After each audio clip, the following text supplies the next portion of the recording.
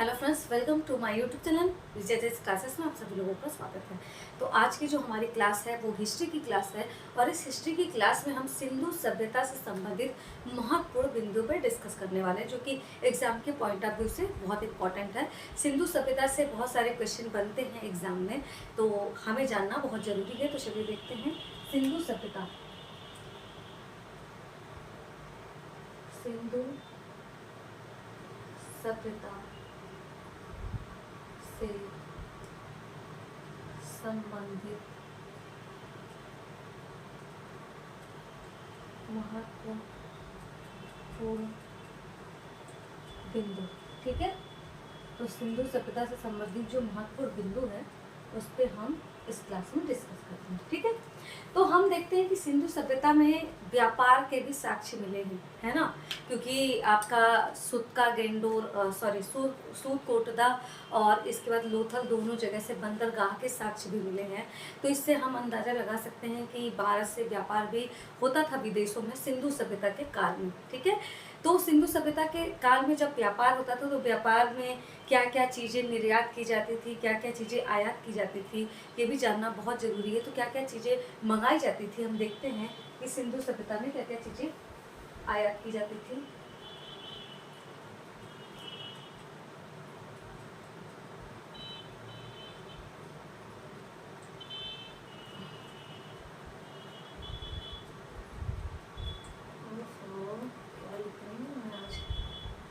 सिंधु सभ्यता में आयातित वस्तुएं एवं स्थल, मतलब जो वस्तुएं मंगाई जाती थी किन किन जगहों से मंगाई जाती थी या किस स्तर से मंगाई जाती थी, ये भी हम जानेंगे। ठीक है, तो देखते हैं कि तांबा तांबा कहाँ से मंगाया जाता था, चांदी कहाँ से मंगाया जाता था, चांदी कहाँ से मंगाया जाता था, सोना कहाँ से मंगाया जाता था, टीन कहाँ से मंगाया जाता था, टीन कहाँ से मंगाया जाता था। इसके अलावा गोमेद कहाँ से मंगाया जाता था,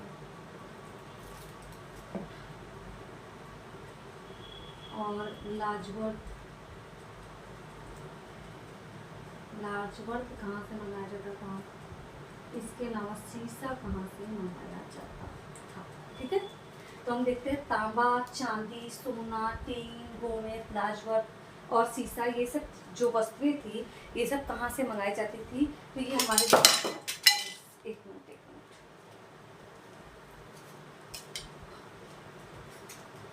ठीक है, तो तांबा, चांदी, सोना, टीन, गोमेद, लाजवर्त और सीसा, ये सब जो वस्तुएं थी ये किन किन जगहों से मंगाई जाती थी ये भी हम देख लेते हैं। ठीक है, तो देखते हैं तांबा कहाँ कहाँ से मंगाया जाता था। तो तांबा आपका खेतड़ी आई थिंक ये राजस्थान में स्थल है, खेतड़ी, बलूचिस्तान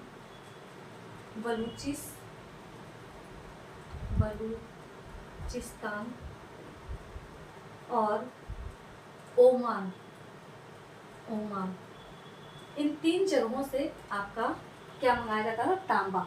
तो तांबा कहाँ कहाँ से मंगाया जाता है, खेतड़ी, बलूचिस्तान और ओमान, इन तीन जगहों से तांबा मंगाया जाता था। ठीक है, तो देख लीजिए तांबा कहाँ से मंगाया जाता है, खेतड़ी जो कि राजस्थान में है, और बलूचिस्तान जो कि पाकिस्तान में है, ओमान तो कंट्री आप लोग जानते ही हैं। तो और इसके अलावा देखते हैं कि चांदी कहाँ कहाँ से मंगाया जाता था। तो चांदी आपका अफगानिस्तान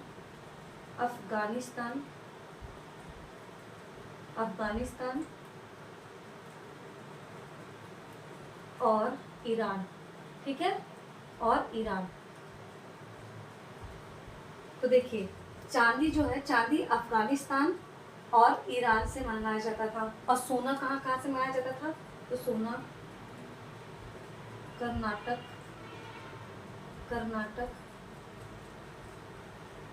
कर्नाटक, अफगानिस्तान, अफगानिस्तान व ईरान। ठीक है, टीन कहाँ कहाँ से मंगाया जाता था? तो टीन आपका अफगानिस्तान, अफगानिस्तान, अफगानिस्तान व ईरान से मंगाया जाता था।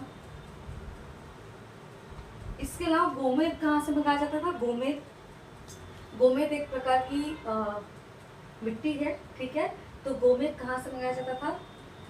सौराष्ट्र से मंगाया जाता था, जो गुजरात के क्षेत्र से संबंधित है, सौराष्ट्र से मंगाया जाता था। इसके बाद लाजवर्त क्या है? क्या आप बता सकते हैं कि लाजवर्त क्या है? तो लाजवर्त एक विशेष प्रकार की कीमती नीला रंग है। ठीक है, कीमती बहुमूल्य नीला रंग है लाजवर्त। ठीक है, तो लाजवर्त कहाँ से मंगाया जाता था? तो ये मेसोपोटामिया, मेसोपोटामिया से मंगाया जाता था, मेसोपोटामिया। ठीक है, मेसोपोटामिया से मंगाया जाता था क्या? लाजवर्त। लाजवर्त एक प्रकार का मूल्यवान नीला कलर है। ठीक है, मूल्यवान नीला रंग है लाजवर्त, जो कि मेसोपोटामिया से मंगाया जाता था। और सीसा कहाँ से मंगाया जाता था? सीसा भी ईरान से मंगाया जाता था। ठीक है, तो सीसा भी ईरान से मंगाया जाता था। तो देख लीजिए, तांबा जो है, तांबा आपका खेतड़ी जो कि राजस्थान में है, बलूचिस्तान जो कि पाकिस्तान में है, ओमान तो खुद एक देश है। ठीक है, इसके बाद चांदी जो है, चांदी कहाँ से मंगाया जाता था? चांदी आपका अफगानिस्तान और ईरान, अफगानिस्तान और ईरान से चांदी मंगाया जाता था। ठीक है, और सोना कहाँ से मंगाया जाता था? सोना जो है कर्नाटक, ठीक है, कर्नाटक और अफगानिस्तान व ईरान, एक मिनट, कर्नाटक, ठीक है, तो सोना जो है कर्नाटक, अफगानिस्तान व ईरान से मंगाया जाता था। टीन कहाँ कहाँ से मंगाया जाता था? टीन जो है अफगानिस्तान व ईरान से मंगाया जाता था। गोमेद जो है वो सौराष्ट्र से मंगाया जाता था, जो गुजरात के क्षेत्र से संबंधित है।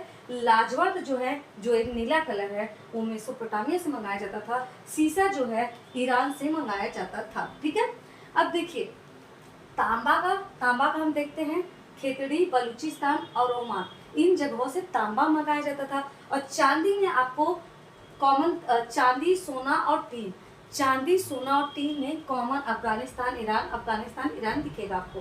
ठीक है, देखिए चांदी जो है अफगानिस्तान, ईरान, सोना जो है कर्नाटक, अफगानिस्तान व ईरान। आपको पता ही होगा कि भारत में सोना सबसे ज़्यादा कर्नाटक से ही पाए जाते हैं, तो सोना जो है कर्नाटका, इसके अलावा अफगानिस्तान व ईरान। इसके अलावा टीन जो है, टीन अफगानिस्तान और ईरान से मंगाए जाते हैं। तो आप देखिए चांदी, सोना, टीन, इन तीनों चीज़ों को अफगानिस्तान और ईरान से मंगाया जाता था। ठीक है, और जो गोमेद है वो सौराष्ट्र से मंगाया जाता था, और लाजवर्त जो है ये मेसोपोटामिया से मंगाया जाता था। इसके अलावा सीसा जो है ईरान से मंगाया जाता था।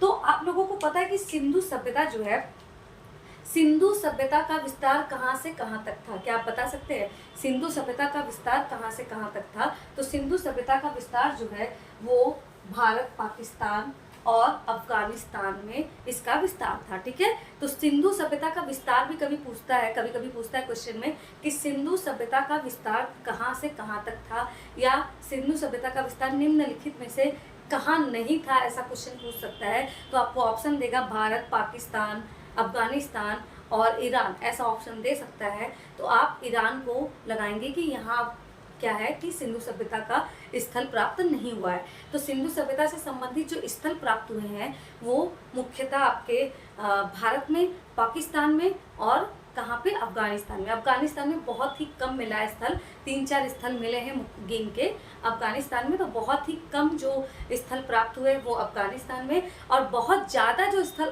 प्राप्त हुए हैं वो भारत में।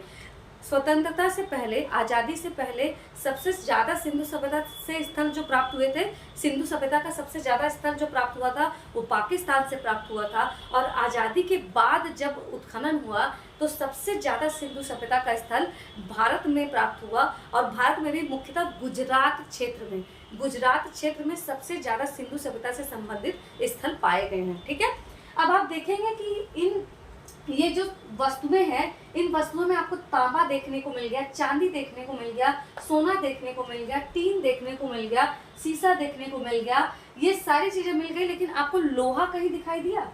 आपको लोहा कहीं दिखाई दिया? सिंधु सभ्यता में कहीं भी लोहा दिखाई दिया? नहीं दिखाई दिया, क्योंकि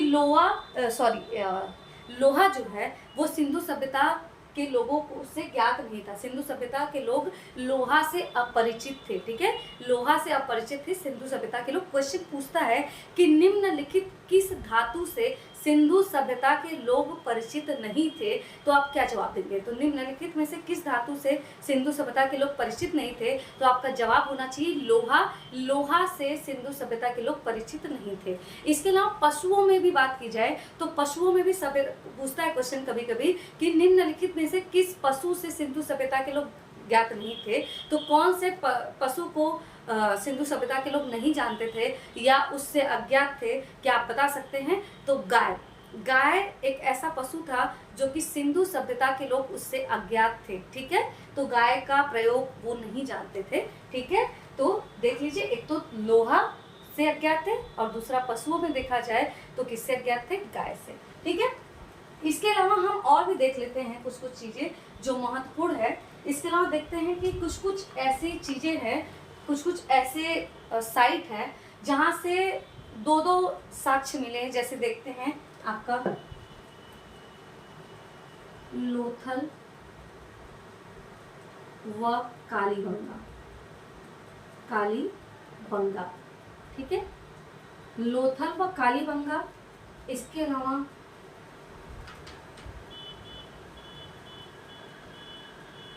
लोथल व चनहूदरो।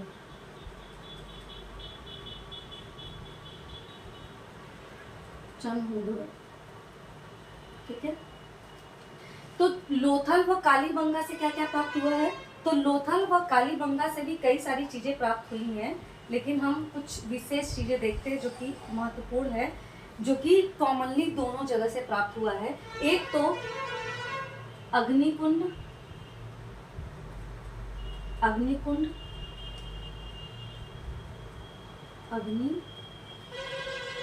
के साक्ष्य। ठीक है, एक तो अग्निकुंड के साक्ष्य, दूसरा आपका युग्म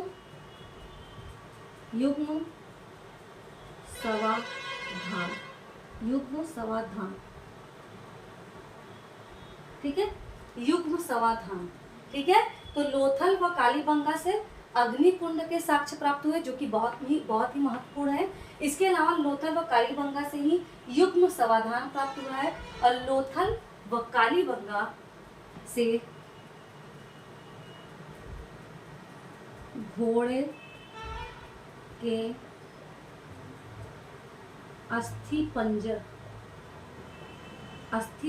प्राप्त हुआ है। ठीक है, तो घोड़े के अस्थि पंजर कहाँ से प्राप्त हुआ है? लोथल व कालीबंगा से। लेकिन विशेषता घोड़े के जो अस्थि पंजर है, वो आपके सूतकोटदा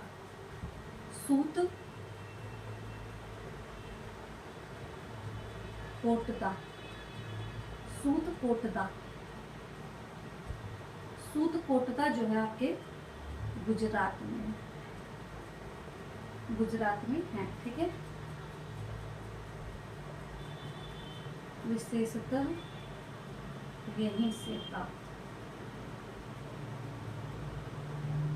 ठीक है, तो जो ज्यादा क्वेश्चन बनते हैं इसी से प्राप्त बनते हैं कि घोड़े के अस्थि पंजर के साक्ष्य कहाँ से प्राप्त हुए? तो घोड़े के अस्थि पंजर के जो साक्ष्य प्राप्त हुए हैं वो आपके सूत कोटदा, यहाँ से विशेषता आपसे पूछ सकता है कि सूत घोड़े के अस्थि पंजर के साक्ष्य कहाँ से प्राप्त हुए, तो आपको सूत कोटदा ऑप्शन में मिल सकता है ज़्यादातर। इसके अलावा अगर टफ बनाने का क्वेश्चन प्रयास करेगा तो ये भी पूछ सकता है कि घोड़े के अस्थि पंजर के साक्ष्य और कहाँ कहाँ से प्राप्त हुए हैं, तो लोथल व कालीबंगा व सूत कोटदा। एक मिनट, हाँ